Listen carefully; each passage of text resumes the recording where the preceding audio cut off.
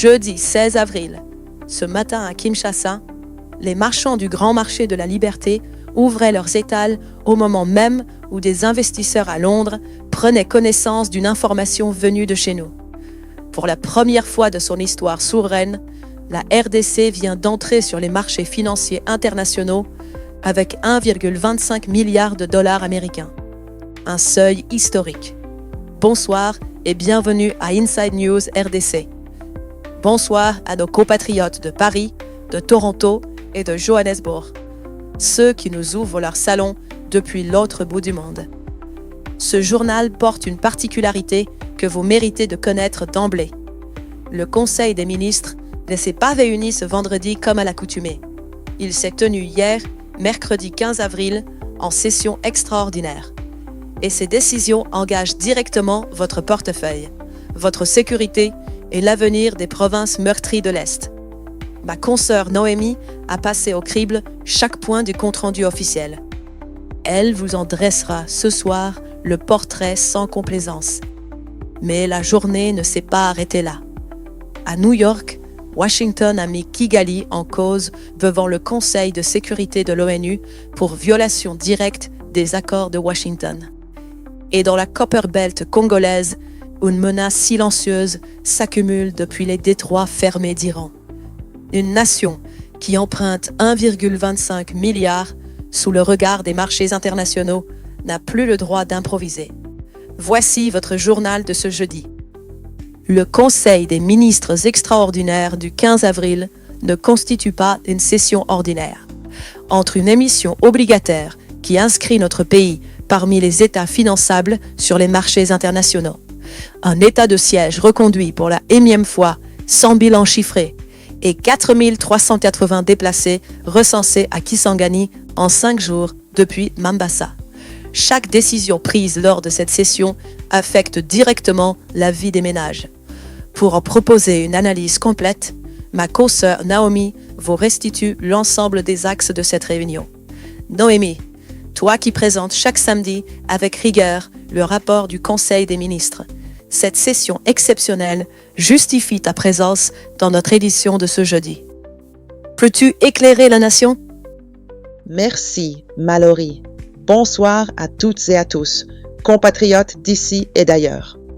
La 3e réunion extraordinaire du Conseil des ministres de l'année s'est tenue ce 15 avril à la Cité de l'Union africaine, sous la présidence du chef de l'État. 4 points à l'ordre du jour, mais derrière la sécheresse du compte-rendu officiel, ce sont des décisions qui engagent notre nation pour les mois et les années à venir. Commençons par celle qui a dominé cette session. Pour la première fois dans l'histoire souveraine de notre pays, la République démocratique du Congo a levé 1,250 milliard de dollars américains sur les marchés financiers internationaux. Le président de la République a accueilli cette réussite avec une satisfaction qu'il n'a pas dissimulée. L'émission a été souscrite à hauteur de 5 milliards de dollars, soit 4 fois le montant proposé. Ce signal des marchés est sans équivoque. Des investisseurs du monde entier ont jugé que la parole financière de la RDC valait leur confiance. Aucun pays de la sous-région n'avait réalisé une telle levée depuis la pandémie de Covid-19. Pour mener cette opération délicate, le gouvernement ne s'est pas aventuré seul. Il s'est appuyé sur la puissance de feu de Citigroup pour le pilotage global, tout en confiant la structuration technique de la dette au conseil de Rothschild et compagnie. Notre Robanque nationale a été mandatée pour assurer l'ancrage local du dispositif. Le président a félicité le gouvernement et particulièrement le ministre des Finances pour la méthode, la constance et la discipline qui ont présidé à cette levée. L'impératif posé par le chef de l'État est non négociable. Cette dette n'est soutenable que si elle finance la création de richesses. Des provisions annuelles devront être constituées avec rigueur. La Première ministre a été instruite de mettre en place une commission interinstitutionnelle de suivi. Des rapports trimestriels seront présentés au Conseil des ministres, avec pour chaque projet l'état d'engagement des fonds, l'exécution physique visible et les écarts constatés. L'Inspection générale des finances et la Cour des comptes produiront des rapports annuels. C'est ici que les données disponibles fixent un premier étalon de mesure. Le taux moyen d'exécution budgétaire des projets d'investissement pour l'exercice 2025, publié par le ministère des Finances, s'établit à 67%. Pour les projets routiers spécifiquement, ce taux descend à 52% selon le rapport de la Cour des comptes de janvier 2026. Sur 100 $ budgétisés pour nos routes, 48 n'ont pas atteint les chantiers. Le FMI, dans son rapport de mars 2026 sur la RDC, souligne que la soutenabilité de cette dette repose précisément sur la publication régulière des états d'avancement des projets financés par endettement. La question que les marchés et nos concitoyens partagent est donc la même. Ces rapports trimestriels seront-ils publics ou resteront-ils des documents internes? Si cette émission obligataire finance effectivement les infrastructures annoncées, nos compatriotes devraient constater d'ici décembre 2027 l'achèvement visible de projets représentant au moins 70% du montant emprunté. C'est le rythme minimal que les créanciers internationaux exigent pour maintenir leur confiance. Notons cette date. L'emprunt est posé. Maintenant, le territoire. Et là, une décision s'est glissée dans l'ordre du jour, sans bruit ni manchette. Le ministre d'État en charge de la justice a soumis au Conseil le projet de loi portant prorogation de l'état de siège dans l'Ituri et le Nord Kivu pour 15 jours supplémentaires à compter du 2 mai 2026. Adopté, comme chaque quinzaine depuis mai 2021, 5 années de prorogation successives. Et pourtant, le compte-rendu officiel de cette session ne fournit aucune évaluation de l'efficacité de ce régime d'exception, aucun bilan chiffré, aucun indicateur comparatif sur l'évolution de la situation sécuritaire dans les territoires concernés. Ce que les données indépendantes documentent est différent. L'ONG Kivu Security Tracker, qui enregistre quotidiennement les incidents dans l'Est, recense 2847 civils tués dans des attaques de groupes armés en Ituri et au Nord Kivu entre janvier et décembre 2025. En 2022, alors que l'état de siège était déjà pleinement en vigueur, ce chiffre s'élevait à 2634 civils. 3 années consécutives de données ne montrent pas de baisse significative. Par ailleurs, la loi sur la programmation militaire adoptée en 2024 prévoyait le déploiement de 15 000 soldats supplémentaires dans l'Est d'ici fin 2026. L'état d'avancement de ce déploiement n'apparaît nulle part dans le compte-rendu. Nos compatriotes de Beni, de Bunia et de Goma sont en droit de demander quand ce régime d'exception deviendra une stratégie documentée et mesurable. Un état de siège reconduit sans bilan n'est plus un outil de souveraineté. Il est une habitude administrative. Et c'est dans ce contexte sécuritaire fragile que l'urgence humanitaire de Mombasa prend toute sa dimension. La ministre d'État en charge des affaires sociales a présenté une situation qui exige toute l'attention de la nation. Depuis le 12 mars 2026, les populations du territoire de Mombasa, en province de l'Ituri, fuient les violences des terroristes ADF. Pour la seule période du 6 au 10 avril, 5 jours exactement, 4380 personnes déplacées ont été enregistrées dans la ville de Kisangani. L'opération se poursuit. Le Conseil a autorisé le déploiement immédiat d'une assistance humanitaire d'urgence. 4380 personnes en 5 jours. C'est l'équivalent de la population d'un grand quartier qui se retrouve sans toit, sans eau potable, sans soins en moins d'une semaine. Et ces 4380 arrivent dans une Kisangani déjà sous pression des vagues précédentes de déplacés. Le chef de l'État a demandé à la ministre de revenir chaque vendredi pour faire le point sur la situation humanitaire nationale. Ce suivi hebdomadaire mérite d'être noté. Mais le compte-rendu ne mentionne aucun plan militaire pour sécuriser Mombasa contre les incursions ADF. Sans protection du terrain, l'assistance humanitaire ne fait que gérer les symptômes. Le cycle se perpétue et nos compatriotes de l'Ituri le paient de leur vie. De la crise humanitaire à la gouvernance quotidienne de nos rues, un autre sujet a occupé ce Conseil des ministres. Suite aux alertes remontées depuis Kinshasa sur les interpellations policières de jeunes portant des cheveux tressés ou des locks, le président de la République a rappelé devant le Conseil les principes constitutionnels qui gouvernent notre État de droit. La Constitution protège les droits et libertés fondamentaux de chaque citoyen. Le chef de l'État a cependant précisé que l'exercice de ces droits doit se faire dans le respect de la loi et de l'ordre public.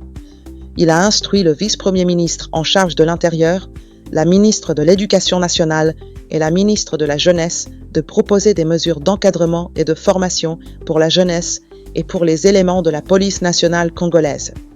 Cette directive souligne une question de cohérence institutionnelle.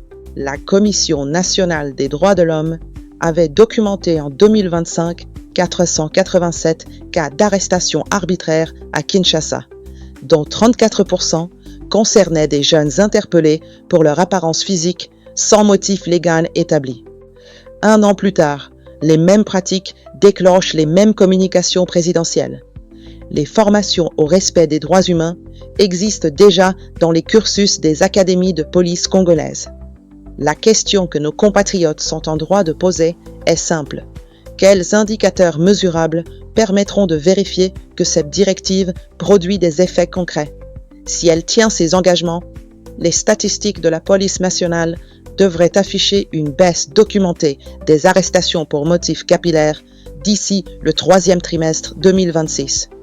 Le pays gère ses crises, mais il enregistre aussi des signaux encourageants, notamment sur le front de la santé publique. Le ministre de la Santé publique a présenté les chiffres de la 14e semaine épidémiologique. Les cas suspects de choléra sont passés de 1157 à 968, avec 14 décès et une létalité de 1,5%. À Kinshasa, 36 nouveaux cas suspects ont été déclarés cette semaine. La couverture vaccinale a atteint 94% au 12 avril 2026. À la prison centrale de Makala, aucun nouveau cas depuis plus de 20 jours consécutifs. Ce recul témoigne de l'efficacité des équipes de riposte déployées sur le terrain. Cependant, le choléra reste une maladie de l'insalubrité. Tant que l'accès à l'eau potable ne sera pas garanti dans les quartiers populaires, le risque de résurgence reste structurel. Les 1,25 milliard de l'émission obligataire financeront-ils des projets d'adduction d'eau dans les communes périphériques de la capitale? Cette question n'est pas rhétorique. C'est la ligne directe entre l'emprunt de cette semaine et la santé de nos concitoyens demain. 2 dernières décisions du volet social méritent d'être signalées avant de conclure. Un projet de construction de 3000 maisons a été validé par le Conseil pour les déplacés des conflits intercommunautaires Mbole et Lengola en province de la Tshopo. L'objectif affiché, une réinsertion durable, désengorger Kisangani, permettre la prise en charge des nouvelles vagues de déplacés.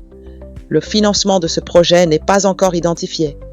Et sur la base de projets similaires conduits au Kasaï entre 2018 et 2021 par le Programme des Nations Unies pour le développement, le délai de construction se compte en 24 à 36 mois minimum. Les familles concernées attendront encore plusieurs années avant de retrouver un toit permanent.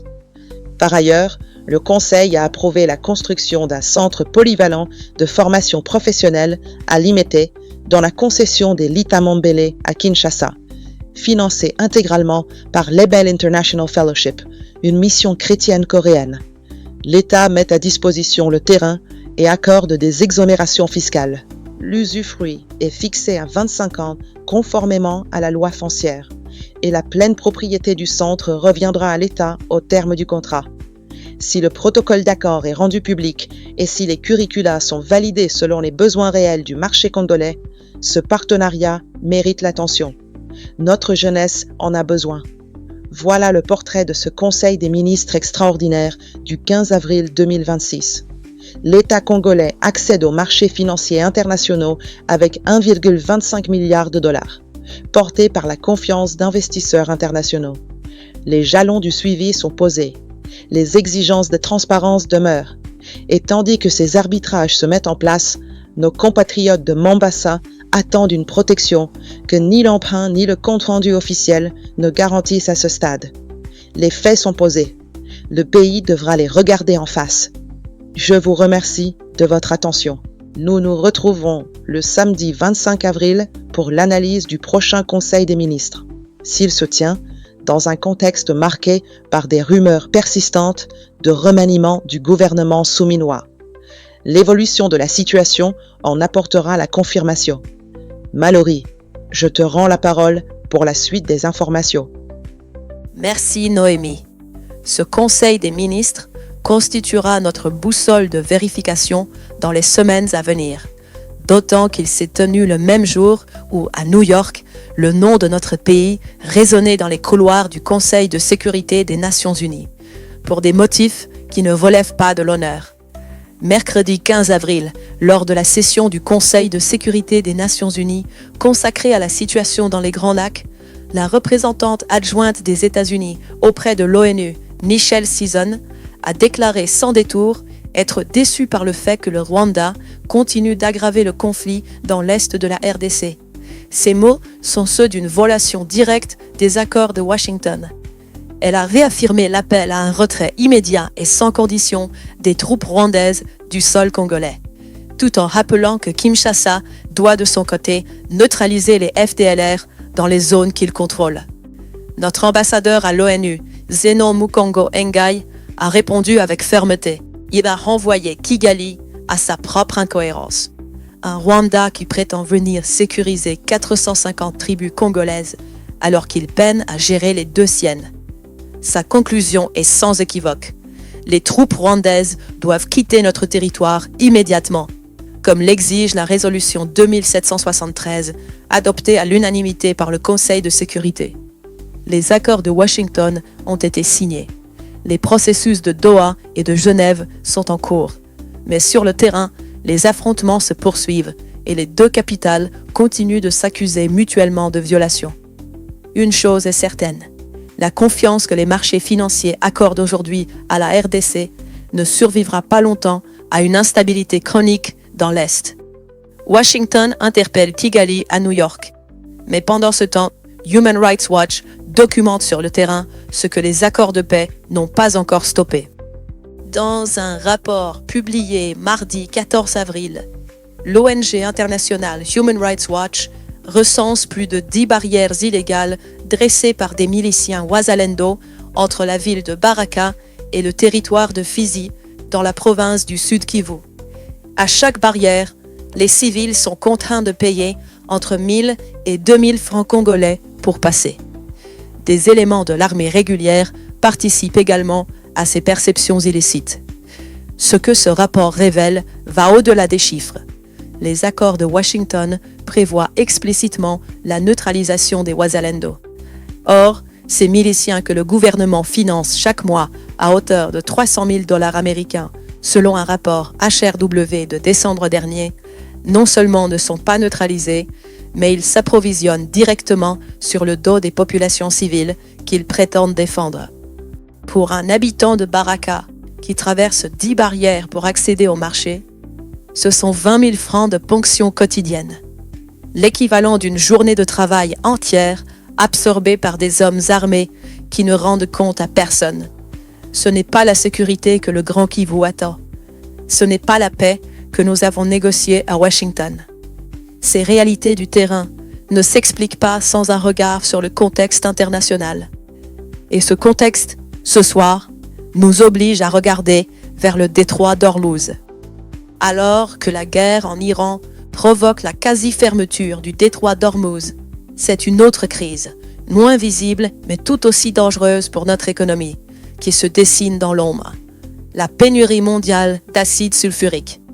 Ce composé chimique est essentiel à environ 20% de la production mondiale de cuivre. Pour les mines congolaises utilisant le procédé de lixiviation, la règle est simple. Pas d'acide, pas de cuivre.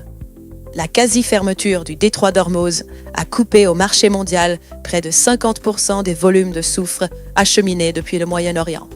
Selon l'agence S&P Global, l'Afrique dépendait de cette région pour environ 48% de ses importations de soufre en 2025.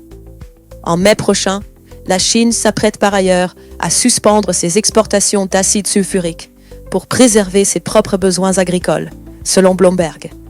Au Chili, premier producteur mondial de cuivre, les prix de l'acide ont déjà progressé de 44% en un seul mois. notre Copperbelt congolaise n'est pas sans ressources. La fonderie de Kamoa-Kakula, opérée par Ivanhoe Mines et entrée en service en décembre 2025, a produit 117 871 tonnes d'acide sulfurique au premier trimestre 2026, comme sous-produit de sa fusion. Mais le marché congolais représente 2 millions de tonnes par an. Même à pleine cadence, Kamoa-Kakula ne couvrirait qu'un tiers des besoins.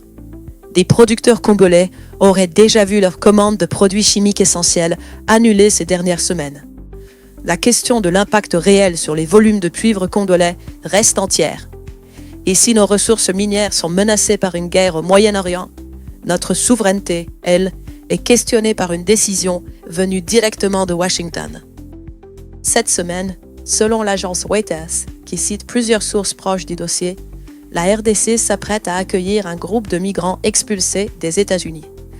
Les chiffres varient selon les sources, entre 37 et 45 personnes concernées. Fait notable, et c'est là que la question de souveraineté se pose avec acuité. Ces migrants ne sont pas originaires de la RDC. Une partie d'entre eux proviendrait d'Amérique centrale et d'Amérique du Sud, selon des sources citant des documents judiciaires américains. Aucune communication officielle des autorités congolaises n'a été publiée sur les conditions d'accueil, le statut juridique de ces personnes, ni les éventuels accords bilatéraux ayant permis ce transfert.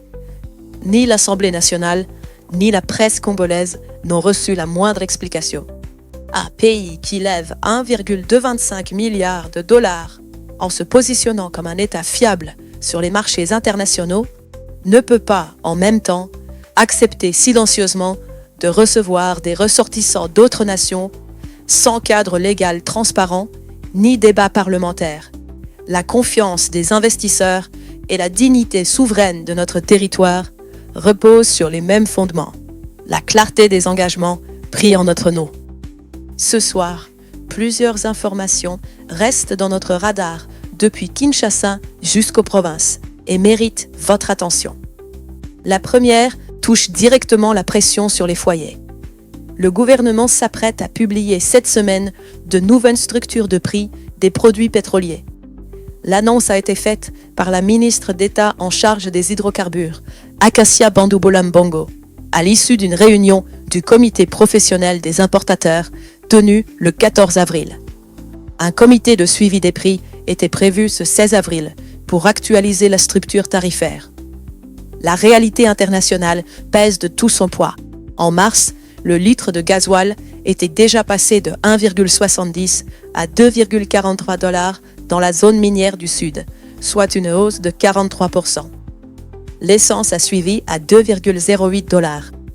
Si ces ajustements s'étendent à l'ensemble du territoire, c'est la mobilité de chaque Congolais, le coût du transport des marchandises et le prix de tout ce qui arrive au marché qui en porteront les conséquences.